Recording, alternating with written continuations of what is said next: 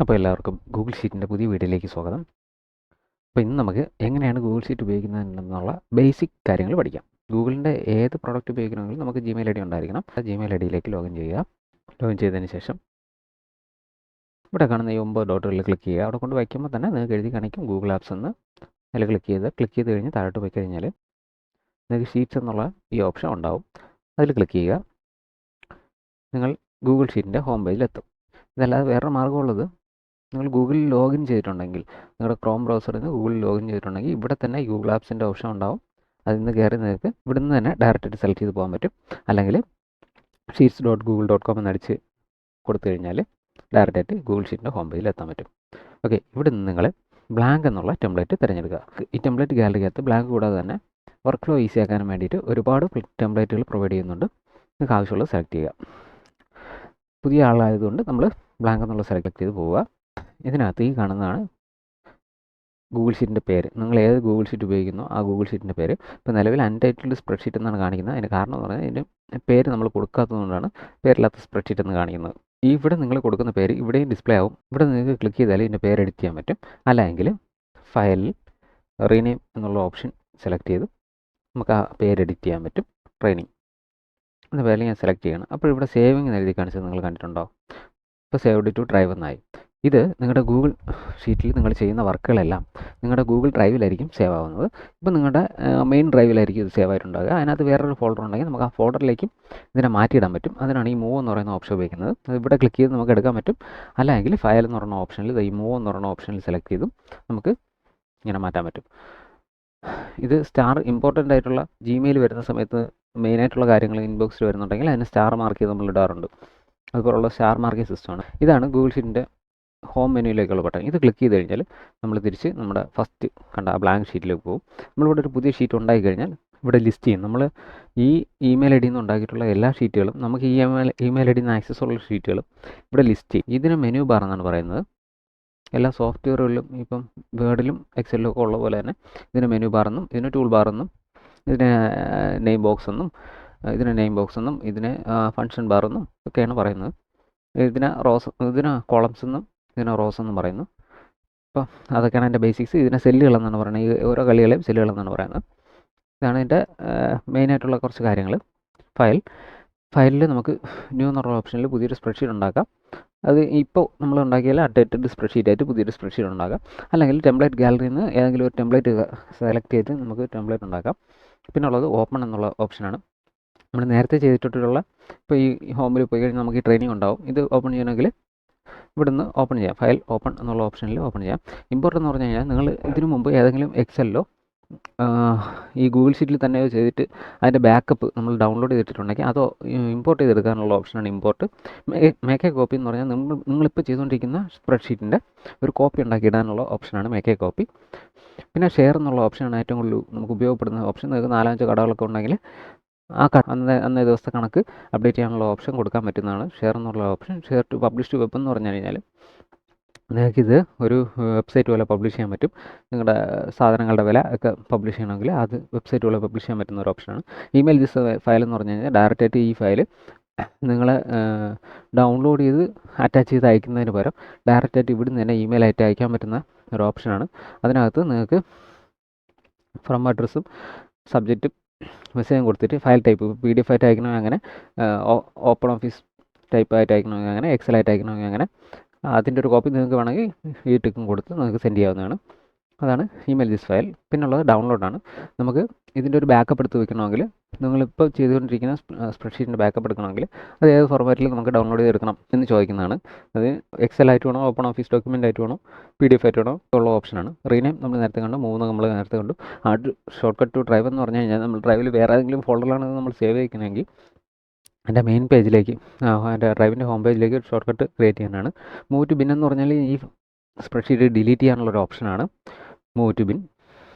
പിന്നുള്ളത് version history. നമ്മളിതിൽ എന്തെങ്കിലും എഡിറ്റിംഗ് നടത്തിയിട്ടുണ്ടെങ്കിൽ അത് ഓരോ ഹിസ്റ്ററി ആയിട്ട് നമുക്ക് സേവ് ആയി കിട്ടും. അപ്പോൾ വേറെ ആൾ ചെയ്ത് കഴിഞ്ഞാൽ ഒരു വെർഷൻ ഹിസ്റ്ററിയും കൂടെ അവിടെ വരും. ആ വെർഷൻ ഹിസ്റ്ററി നമുക്ക് റീസ്റ്റോർ ചെയ്യാനുള്ള ഒരു ഓപ്ഷനാണ് ഇവിടെ ഉള്ളത്. നമുക്ക് പഴയ വെർഷനിലേക്ക് ഇവിടുന്ന് വേണമെങ്കിൽ റീസ്റ്റോർ ചെയ്ത് ഈ സ്പ്രെഡ്ഷീറ്റിൻ്റെ പഴയ വെർഷനിലേക്ക് കൊണ്ടുപോകാം. അപ്പോൾ എത്ര വെർഷൻ ഉണ്ടോ ആ വെർഷനിലെല്ലാം നമുക്ക് റീസ്റ്റോർ ചെയ്യാനുള്ള ഓപ്ഷൻ തരുന്നുണ്ട്. നിങ്ങൾ ഓണർ ആയതുകൊണ്ട് മാത്രമാണ് നിങ്ങൾക്ക് റീസ്റ്റോർ ചെയ്യാൻ പറ്റുന്നത്. നിങ്ങളല്ലാതെ ഷെയർ ചെയ്ത് ആർക്കെങ്കിലും കൊടുത്തിട്ടുണ്ടെങ്കിൽ അവർക്ക് ഇത് റീസ്റ്റോർ ചെയ്യാൻ പാടായിരിക്കും.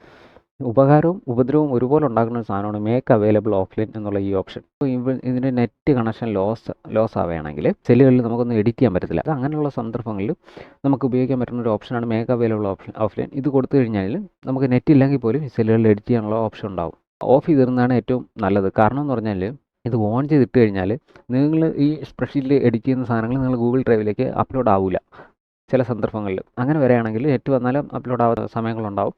ആ സന്ദർഭങ്ങളിൽ നിങ്ങൾക്കിത് ആക്സസ് ചെയ്യാൻ പറ്റില്ല. ബാക്കിയുള്ളവർക്കും എന്താണ് എഡിറ്റിംഗ് നടത്തിയതെന്ന് അറിയാൻ പറ്റത്തില്ല. തെറ്റായ കണക്കായിരിക്കും. നിങ്ങളുടെ സിസ്റ്റത്തിൽ കാണിക്കുന്ന ഒന്നായിരിക്കും, യഥാർത്ഥത്തിൽ ഗൂഗിൾ ഡ്രൈവിൽ വേറെ ഒന്നായിരിക്കും അപ്ലോഡ് ആയിട്ടുണ്ടാവുക. അതുകൊണ്ട് അത്യാവശ്യം കൊണ്ട് നെറ്റ് ലഭ്യമല്ലെങ്കിൽ മാത്രം ഉപയോഗിക്കേണ്ട ഒരു കാര്യമാണ്. ഡീറ്റെയിൽസ് എന്നുള്ളത് ഈ സ്പ്രെഡ്ഷീറ്റിൻ്റെ കറണ്ട് ഡീറ്റെയിൽസ് ആണുള്ളത്. പിന്നെ ഉള്ളത് സെറ്റിങ്സ് ആണ്. സെറ്റിങ്സിൽ ഏത് രാജ്യമാണ് സെലക്ട് ചെയ്യേണ്ടത്, അങ്ങനത്തെ കുറച്ച് കാര്യങ്ങളാണ്. ഇന്ത്യ മലയാളം സെലക്ട് ചെയ്തിട്ട് സേവ് ആൻഡ് റീലോഡ് കൊടുക്കുക, ടൈം സോൺ നോക്കുക. ഓക്കെ. പിന്നുള്ളത് പ്രിൻ്റാണ്. ഈ സ്പ്രെഡ്ഷീറ്റ് പ്രിൻ്റ് എടുക്കാനുള്ള ഓപ്ഷനാണത്. പിന്നെയാണ് എല്ലാ സോഫ്റ്റ്വെയറുകൾ പോലെ തന്നെ undo, redo, cut, copy, paste special, move, delete, find and replace. ഇതാണ് എഡിറ്റ് മെനുവിലുള്ളത്. അത് ബാക്കിയുള്ള സോഫ്റ്റ്വെയറിൽ ഉപയോഗിക്കുന്ന പോലെ തന്നെയാണ് പേസ്റ്റ് സ്പെഷ്യലും ഒക്കെ ഉള്ളത്, മൂവും ഡിലീറ്റും എല്ലാം. ഓക്കെ. പിന്നുള്ളത് വ്യൂ ഓപ്ഷൻസ് ആണ്. നമുക്ക് ഷോ എന്തൊക്കെ ഇവിടെ ഫോർമുല ബാർ ഷോ ചെയ്യണോ, ഗ്രിഡ് ലൈൻ ഷോ ചെയ്യണോ എന്നൊക്കെയുള്ള കാര്യമാണ്. ഫ്രീസ് എന്ന് പറഞ്ഞാൽ നമുക്ക് ഏതെങ്കിലും ഒരു സെല്ല് വരെ നമുക്ക് ഫ്രീസ് ചെയ്യാം. നമുക്കിതിൽ ഓപ്ഷൻ ഉണ്ടാവും. ഇപ്പം ഞാനിപ്പോൾ B5 സെലക്ട് ചെയ്തിരിക്കുന്നത്. അപ്പോൾ ഇവിടെ നമ്മൾ വ്യൂവിൽ ഫ്രീസിൽ പോയി കഴിഞ്ഞാൽ നമുക്ക് 5ാമത്തെ റോ വരെയും B എന്ന് പറയുന്ന കോളം വരെയും ഫ്രീസ് ചെയ്യാൻ പറ്റും. അങ്ങനെ ഫ്രീസ് ചെയ്ത് കഴിഞ്ഞാൽ അത്രയും കോളം അവിടെ നിൽക്കും. C മുതലുള്ള ബാക്കിയുള്ള കോളങ്ങൾ മാത്രം അകത്തോട്ട് പോയിക്കൊണ്ടിരിക്കും. ഇപ്പോൾ മുകളിലുള്ളതാണ് ഫ്രീസ് ചെയ്യേണ്ടെങ്കിൽ നമുക്ക് അപ് ടു റോ 5 കൊടുത്തു കഴിഞ്ഞാൽ മുകളിലുള്ളതും ഫ്രീസ് ആയിരിക്കും. ബാക്കി നമ്മൾ താഴോട്ട് പോകുമ്പോൾ ഈ ഇവിടെ കണ്ട 46, 47 6ന് താഴെയുള്ള ഭാഗങ്ങൾ മാറിക്കൊണ്ടിരിക്കും. അതാണ് ഫ്രീസ്. ഗ്രൂപ്പ് എന്നാണ്. അത് 2-3 കോളങ്ങളെ ഒരുമിച്ച് ഒരു ഗ്രൂപ്പാക്കി മാറ്റാനുള്ള ഒരു ഓപ്ഷനാണ്. ഇപ്പോൾ ഇയും എഫും എനിക്ക് ഗ്രൂപ്പ് ആക്കണമെങ്കിൽ ഈ സെലക്ട് ചെയ്യുക, ഇത് രണ്ടും കൂടെ ചേർത്തിട്ട് ഇവിടെ വ്യൂവിൽ group columns E to F കൊടുത്തു കഴിഞ്ഞാൽ അതൊരു സെപ്പറേറ്റ് ഗ്രൂപ്പായിട്ട് ലിസ്റ്റ് ചെയ്യും. അതാണ് ഗ്രൂപ്പ് ചെയ്യാനുള്ള ഓപ്ഷൻ. പിന്നുള്ളത് ഹിഡൻ ഷീറ്റാണ്. നമ്മൾ ഇതിൽ ചെയ്ത് കഴിഞ്ഞാൽ പുതിയ ഷീറ്റ് ഉണ്ടാക്കാൻ പറ്റും. ഷീറ്റ് 2 അതിനെ നമുക്ക് ഹൈഡ് ചെയ്യാൻ പറ്റും. വ്യൂവിൽ കയറിയിട്ട് ഹിഡൻ ഷീറ്റ് കൊടുത്തു കഴിഞ്ഞാൽ ആ ഷീറ്റ് ഷോ ആവും. അപ്പോൾ അതാണ് ഹിഡൻ ഷീറ്റ്സ്. പിന്നുള്ളൊരു ഓപ്ഷനാണ് സൂം. നമുക്ക് വെബ്സൈറ്റുകൾ പോലെ Ctrl++ അടിച്ചോ കൺട്രോൾ പ്രസ് ചെയ്ത് മൗസിൻ്റെ വീല് കറക്കിയോ ഒന്നും നമുക്ക് സൂമിനോ സൂമോട്ടോ ചെയ്യാൻ പറ്റില്ല. അങ്ങനെയുള്ള സന്ദർഭങ്ങളിൽ ഉപയോഗിക്കാൻ പറ്റുന്ന ഒരു സംഭവമാണ്. 50% to 200% നമുക്ക് സൂം ഓപ്ഷൻ അവൈലബിൾ ആണ്. 100 ആണ് നോർമൽ സൂം. അത് നമുക്ക് ഇവിടുന്ന് തന്നെ സെലക്ട് ചെയ്യാം. സൂം ഈ നമ്മളെ ടൂൾ ബാറിൽ തന്നെ സൂം ഉണ്ട്. പിന്നെ ഉള്ളത് ഫുൾ സ്ക്രീനാണ്. F11 പ്രസ് ചെയ്ത് ഫുൾ സ്ക്രീൻ ആക്കുന്ന പോലെ തന്നെ ഇതിൽ ഫുൾ സ്ക്രീൻ ചെയ്യാം. ഇൻസെർട്ട് ഓപ്ഷൻസ് ആണ്. സെല്ലുകൾ മുകളിൽ താഴെയോ ഒക്കെ സെല്ലുകൾ ഇൻസെർട്ട് ചെയ്യാനും, റോസ് ഇൻസെർട്ട് ചെയ്യാനും, കോളം ഇൻസെർട്ട് ചെയ്യാനും, പുതിയ ഷീറ്റ് ഉണ്ടാക്കണമെങ്കിൽ അതിനും, ചാർട്ടുകൾ ഉണ്ടാക്കണമെങ്കിൽ അതിനും, പിവറ്റ് ടേബിൾ ഉണ്ടാക്കണമെങ്കിൽ അതിനും. പിവറ്റ് ടേബിളും ചാർട്ടൊക്കെ എന്ന് പറഞ്ഞാൽ ഗ്രാഫിക്കൽ റെപ്രസെൻറ്റേഷൻ ആണ്. ഇമേജസ് എന്ന് പറഞ്ഞു കഴിഞ്ഞാൽ നമുക്ക് എക്സൽ പോലെയല്ല, ഇൻ്റർനെറ്റിലുള്ള ഏത് ഇമേജ് വേണമെങ്കിലും നമുക്ക് ഈ സെല്ലിൽ ആഡ് ചെയ്യാൻ പറ്റും. അതിനുള്ള ഓപ്ഷനാണ് ഇമേജ്. അതിൻ്റെ URL അടിച്ചു കൊടുത്തു കഴിഞ്ഞാൽ ഇമേജ് ഇൻസെർട്ട് ചെയ്യാൻ പറ്റും. ഡ്രോയിങ് എന്ന് പറഞ്ഞു കഴിഞ്ഞാൽ നമുക്ക് ഇപ്പോൾ ആരോയോ സ്ക്വയറോ ഒക്കെ ചില കണക്കുകൾ വരുമ്പോൾ നമുക്ക് ഷോ ചെയ്യാൻ വേണ്ടിയിട്ടുള്ള ഒരു ഓപ്ഷനാണ്. പിന്നെ ഫങ്ഷൻസ് ആണ് നമ്മൾ ഏറ്റവും കൂടുതൽ ഉപയോഗിക്കുന്നത്. സമ്മും, ആവറേജ്, മാക്സിമം, മിനിമം. ലിങ്ക് എന്ന് പറഞ്ഞു കഴിഞ്ഞാൽ നിങ്ങൾക്ക് ഗൂഗിൾ എന്ന് ടൈപ്പ് ചെയ്തിട്ടുണ്ട്. അപ്പോൾ നമുക്ക് ഇതിലൊരു ലിങ്ക് ഗൂഗിളിൻ്റെ വെബ്സൈറ്റിൽ പോകണമെങ്കിൽ നമുക്കിവിടെ ലിങ്ക് എന്നുള്ള ഓപ്ഷൻ സെലക്ട് ചെയ്ത് കഴിഞ്ഞാൽ ഏത് വെബ്സൈറ്റിലാണ് പോകേണ്ടത് ആ ലിങ്ക് അവിടെ ടൈപ്പ് ചെയ്ത് കൊടുത്തു കഴിഞ്ഞാൽ ഇങ്ങനെ ഷോ ആവും. അതിനുള്ള ഓപ്ഷൻ. പിന്നുള്ളത് ഇൻസെർട്ടിൽ വേറെ എന്നുള്ളത് പിന്നെ ടിക്ക് ബോക്സും ഡ്രോപ്പ് ഡൗൺ മെനു ഒക്കെയാണ്. ഇത് നമ്മുടെ ഒരുപാട് ഡാറ്റ വരുന്ന സമയത്ത് അപ്പോൾ യെസ് ഓർ നോ എന്നുള്ളത് ടിക്ക് ചെയ്യാനും, drop down yes or no എന്ന് കൊടുക്കാനും ഒക്കെ ഉപയോഗിക്കാൻ പറ്റുന്ന കുറച്ച് ഓപ്ഷൻ. കമൻറ്റ് എന്ന് പറയുന്നത് നിങ്ങൾക്കിപ്പം ഒരു സെല്ല് ചെയ്തേക്കുന്നതിൽ എന്തെങ്കിലും കമൻറ്റ് ചെയ്യണമെങ്കിൽ കമൻറ്റ് ചെയ്യാനും, നോട്ട് എഴുതണമെങ്കിൽ നോട്ട് എഴുതാനൊക്കെ ഓപ്ഷൻ ഉണ്ട്. കമൻറ്റ് ചെയ്ത് കഴിഞ്ഞാൽ ആ കമൻറ്റ് അവിടെ ഷോ ചെയ്യും. നമ്മൾ ആ സെല്ല് കൊണ്ടുപോകുമ്പോൾ ആ കമൻറ്റ് എന്താണ് നമ്മളവിടെ ടൈപ്പ് ചെയ്യുന്നത് ഷോ ചെയ്യും. അതാണ് കമൻറ്റ്. പിന്നുള്ളത് കമൻറ്റ് നോട്ടാണ്. പിന്നെ ഇനിയുള്ളത് ഫോർമാറ്റാണ്. പിന്നുള്ളത് നമ്പറാണ്. നമ്പർ ഏത് ഫോർമാറ്റിൽ ഷോ ചെയ്യണം എന്നുള്ളതാണ്. ടെക്സ്റ്റ് ഓപ്ഷൻസ് എന്ന് പറഞ്ഞാൽ ബോൾഡ്, ഇറ്റാലിക്, അണ്ടർലൈൻ അങ്ങനെയുള്ള ടെക്സ്റ്റ് ഓപ്ഷൻസും ഇതിനകത്ത് അവൈലബിൾ ആണ്. നമ്മുടെ വേർഡിൽ ചെയ്യുന്ന പോലെ തന്നെ ടെക്സ്റ്റിലെ കുറച്ച് ഓപ്ഷൻസ്, എല്ലാം ഇല്ല, കുറച്ച് ഓപ്ഷൻസ്. അലൈൻമെൻറ്റ് എന്ന് പറഞ്ഞാൽ ഇപ്പം വലതുവശത്തേക്കാണ് അലൈൻ ചെയ്യുന്നത്. ഇത് ലെഫ്റ്റ് അലൈൻ കൊടുത്തു കഴിഞ്ഞാൽ ഇടതുവശത്തേക്കും, സെൻട്രൽ അലൈൻ കൊടുത്തു കഴിഞ്ഞാൽ സെൻറ്ററിലേക്കും വരും. അത് നമുക്ക് ഇവിടുന്ന് ചെയ്യാൻ പറ്റും. അപ്പോൾ സെൻറ്റർ ലൈൻ ചെയ്ത് കഴിഞ്ഞാൽ സെൻറ്ററിലേക്കും, ഇതിപ്പോൾ റൈറ്റ് അല്ലേ, നമുക്കിത് ലെഫ്റ്റ് അലൈൻ ചെയ്യാം. ലെഫ്റ്റ് അലൈൻ ചെയ്ത് കഴിഞ്ഞാൽ ലെഫ്റ്റിലേക്കും പോകും. ഇതാണ് അലൈൻമെൻറ്റ്. പിന്നെയുള്ള ടെക്സ്റ്റ് റാപ്പിംഗ് എന്ന് പറയുന്ന ടെക്സ്റ്റുകൾ വരുമ്പോൾ ഇതിങ്ങനെ ഓവർഫ്ലോ ആയി പോകും. ഇതിന് ഓവർഫ്ലോ എന്നാണ് പറയുന്നത്. ഇത് നമ്മൾ റാപ്പ് ചെയ്ത് കഴിഞ്ഞാൽ ഇത് ഫുള്ള് താഴോട്ട് നിൽക്കും കറക്റ്റായിട്ട്. ഓക്കെ, ഇതാണ് റാപ്പ് വ്യൂ. പിന്നെയുള്ള റൊട്ടേഷനാണ്. തലവത്തിനെയോ തിരിച്ചോ മറിച്ചോ ഒക്കെ ടൈപ്പ് ചെയ്യുന്നത്. ചില ടേബിളുകളിൽ നമുക്ക് റൊട്ടേറ്റ് അപ്പൊക്കെ ചെയ്ത് കൊടുക്കേണ്ടി വരും. പിന്നെ ഫോൺ സൈസാണ്. നോർമലി 10 ഫോൺ സൈസ് വരുന്നത്. നിങ്ങൾക്ക് നിങ്ങളുടെ ആവശ്യത്തിനനുസരിച്ച് ഫോൺ സൈസ് കൂട്ടുകയോ കുറയ്ക്കുകയൊക്കെ ചെയ്യാം.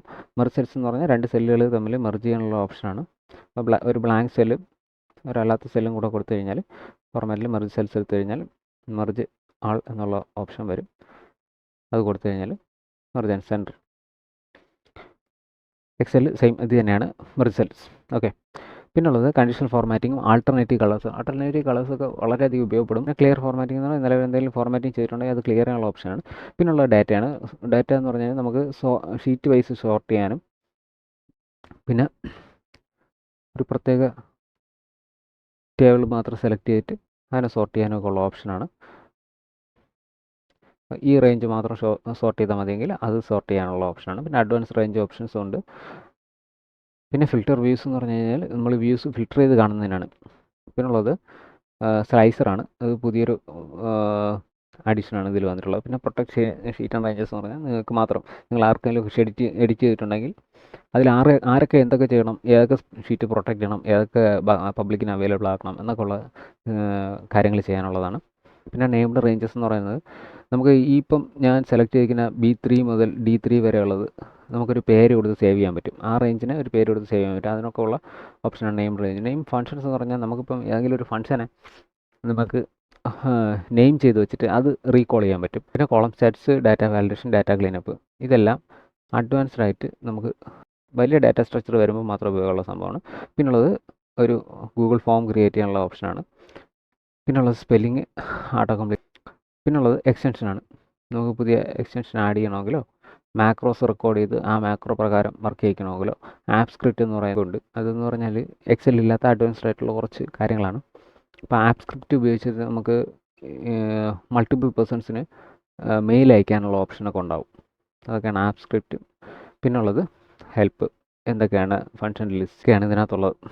ഓക്കെ, അപ്പോൾ എല്ലാവർക്കും നന്ദി. അടുത്ത വീഡിയോയിൽ കാണാം.